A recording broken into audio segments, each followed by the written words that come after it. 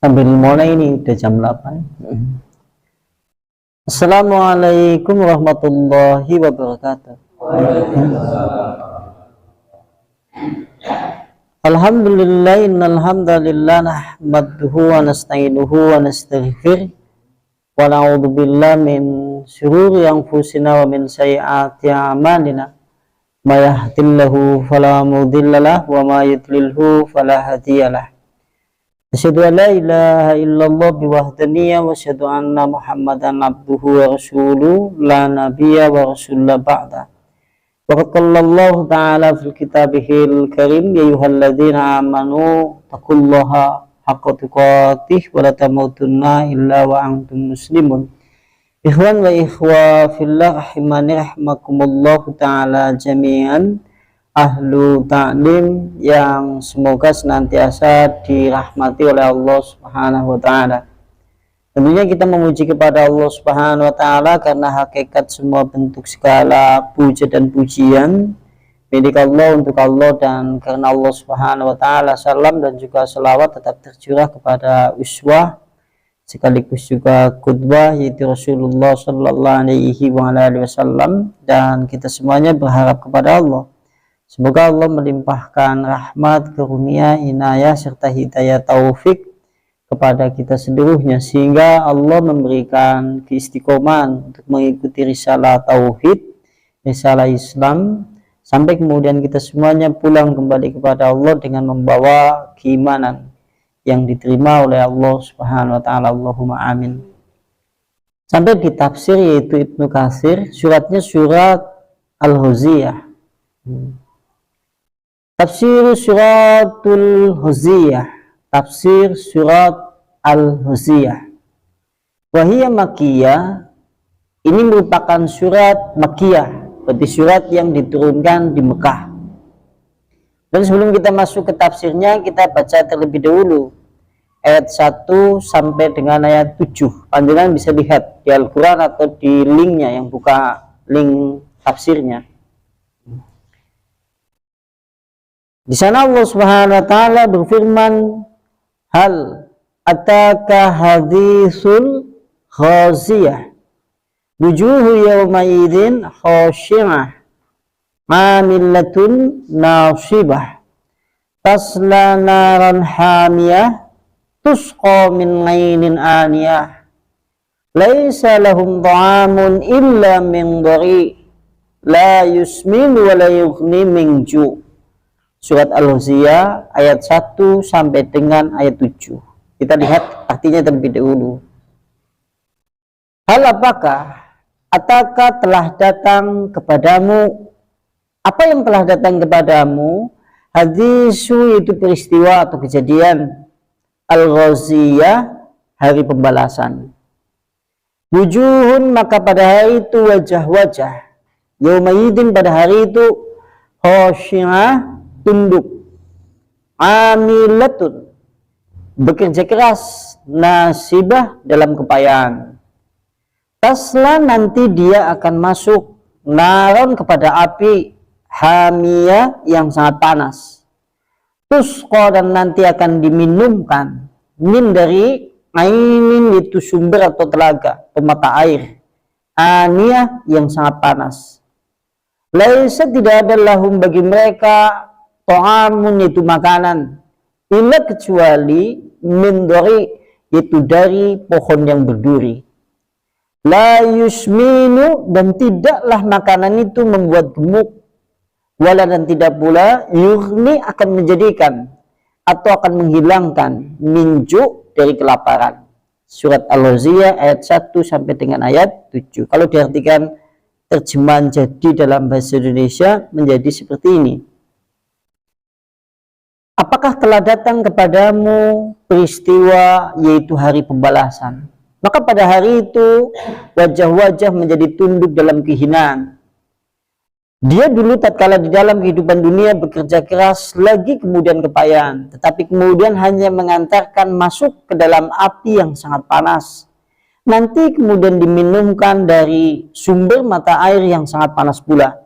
Dan tidak ada bagi mereka itu makanan, kecuali makanan itu wujudnya adalah pohon yang berduri. Tidaklah makanan tersebut menjadikan dia gemuk dan tidak pula menghilangkan yaitu rasa lapar. Surat Al-Ghashiyah ayat 1 sampai dengan ayat 7. Nah, kemudian kita lihat tafsirnya sekarang.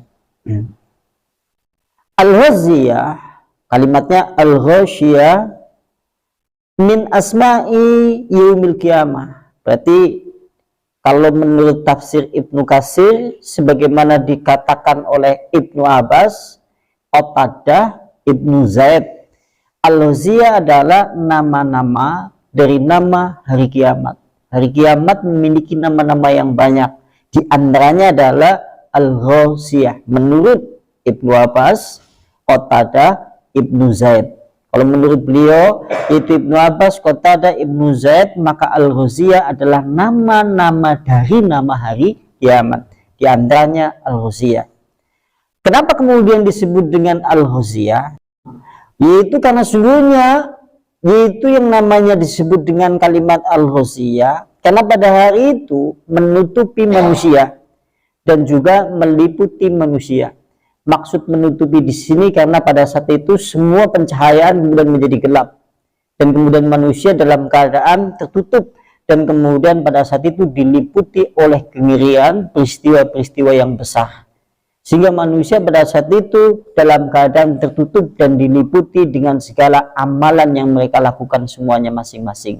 Sehingga disebut dalam istilah nama hari kiamat disebut dengan Al-Ghashiyah. Karena arti Al-Ghashiyah itu adalah meliputi, menutupi.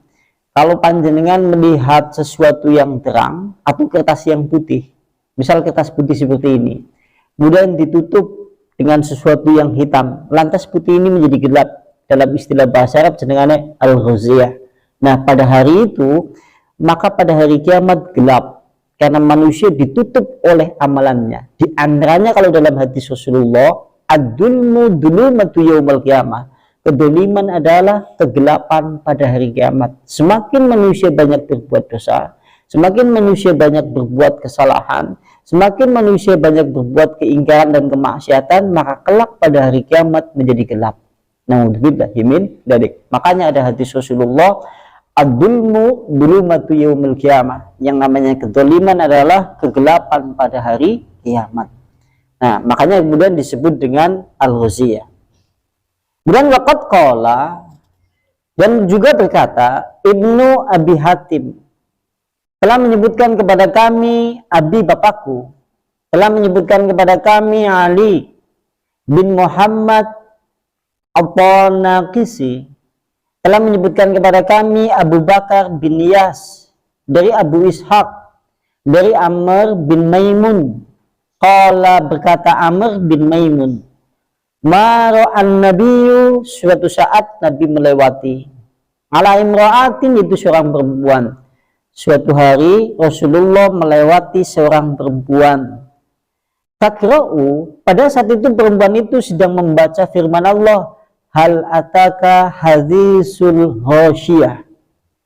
Sudahkah telah datang kepadamu? Apa yang telah datang kepadamu? Peristiwa hari pembalasan. Maka faqama, lantas Rasulullah tatkala mendengar atau tatkala melihat melewati seorang perempuan yang sedang membaca ayat itu, Rasulullah kemudian berdiri atau bangkit, yastami'u, kemudian dia Rasulullah mendengarkannya. Nah, Rasulullah didengarkan apa yang dia baca. Ternyata yang dibaca oleh perempuan tersebut adalah surat Al-Ghashiyah.